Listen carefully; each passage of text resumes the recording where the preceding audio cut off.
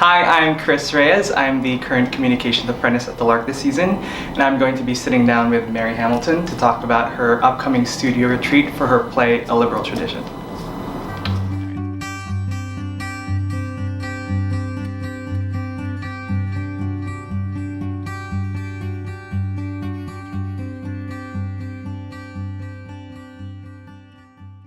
So before I start asking you any questions, can you tell us a brief synopsis of the play? Yeah, sure. The play is about a group of moms in Brooklyn who go out in the East Village on SantaCon and take ecstasy and discuss sort of politics and parenting and the holidays and religion and just general questions about the world. And then those scenes are intercut with one of the moms and her precocious 6-year-old daughter asking questions leading up to the holidays. And there are also sort of stabs at messy Christmas pageant things that happen. Can you talk a little bit about what inspired this play, or what was sort of the inception of it? Yeah, I started writing it during the Winter Writers Retreat here at the Lark, and I was sort of blocked at the time. It was a month after the election, and we were leading up to the holidays, and my daughter goes to this kind of very diverse, wonderful school in Brooklyn where they celebrate all of the holidays, and so she had all these questions, and I was kind of like, I don't know, and also, how do I explain the world to you right now, because I don't understand the world right now, and so the play was really me kind of asking these questions, and in conversation with her.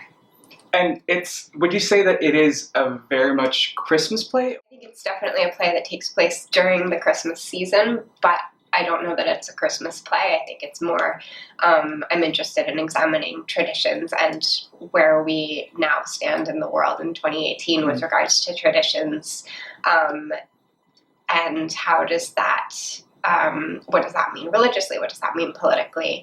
And how does that get all tied up in the month of December in kind of weird ways that are also informed by commercialism and that are also informed by a lot of other factors that we don't necessarily talk about. There are certainly traditions that I was brought up with that mean a lot to me because of nostalgia, and that mean a lot to me because of the people that I associate them with. But then when you start to really look closely at these traditions, you're like, oh, this is really problematic for so many reasons. Right.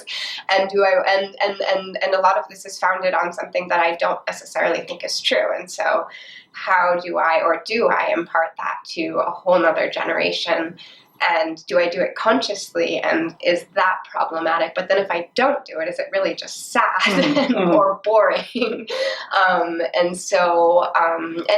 then also kind of more largely where we are in the world, and especially where we were a year ago in the world, and going like, oh shit, the world is not the place that I thought it was. Yeah. This country is not the place that I thought it was.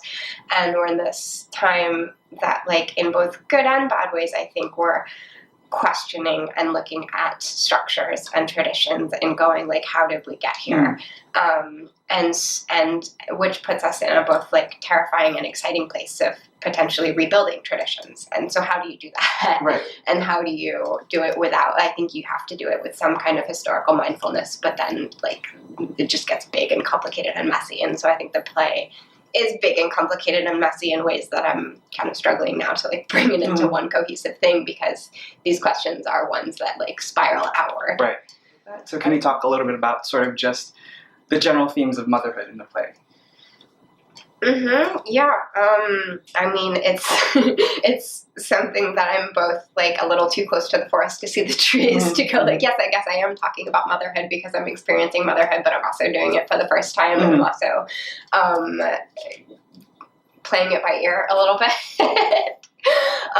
In a somewhat mindful way, in a way of going like, well, yeah, like in the same way that we're talking about with traditions, I don't want to just do things blindly because that's how how I was raised or how things were in the past. But at the same time, without having some sense of that, then you're just like, you have nothing. And so, I think motherhood has been for me, a real education in re-examining like my worldviews and things that I just took for granted. Now you have to be like really conscious of them because there's this kind of constant prosecutor going like, why did you do that? Why did you do that? Things that you don't even realize that you're doing. And so it makes you very like hyper aware of what you're doing and what you're passing on. And so I think I'm interested in that in terms of like a conversation about how do we parent, how do we mother, how do we raise a generation of girls, which like, Jesus, having a girl in the world today is terrifying, but also potentially exciting because potentially we're raising this new generation that's going to be so much more empowered and have so much more freedom that we didn't necessarily have.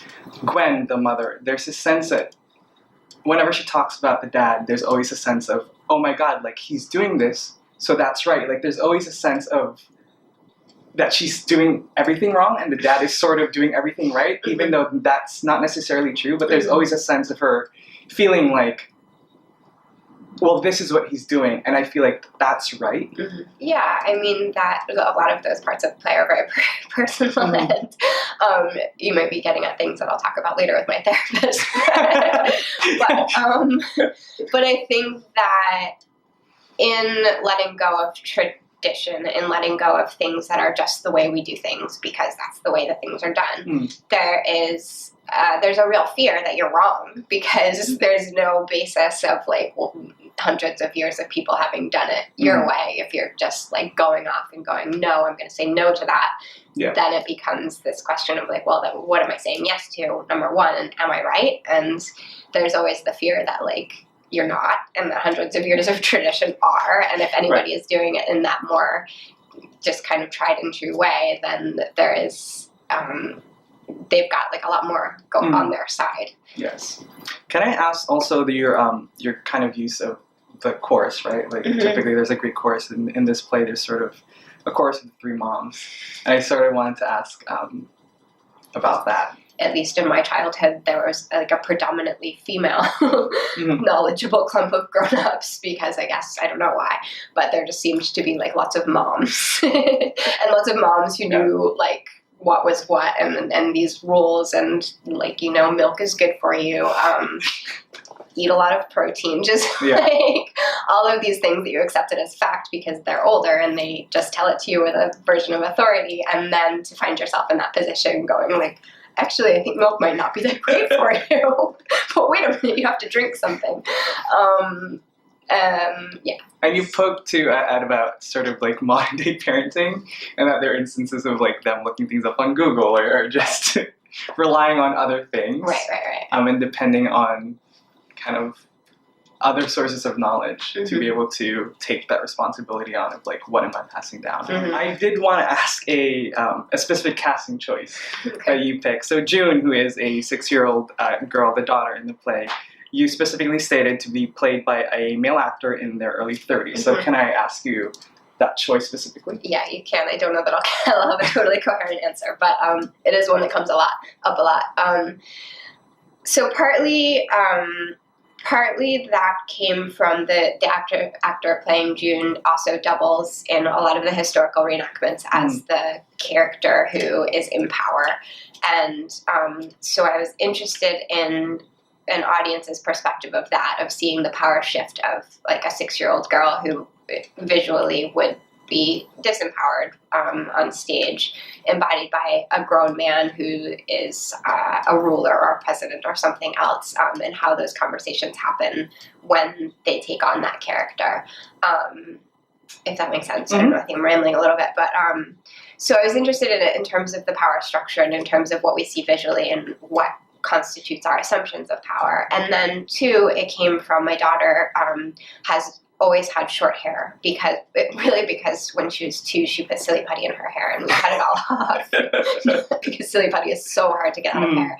And then it was just easier and she liked it. And so we kept it. And so she's always had short hair. And it's been interesting raising her in what it is a really pretty liberal environment in Brooklyn, but there are still all these like very dated gender preconceptions, and she still comes home with all these questions, or all these like kids saying, I'm a boy.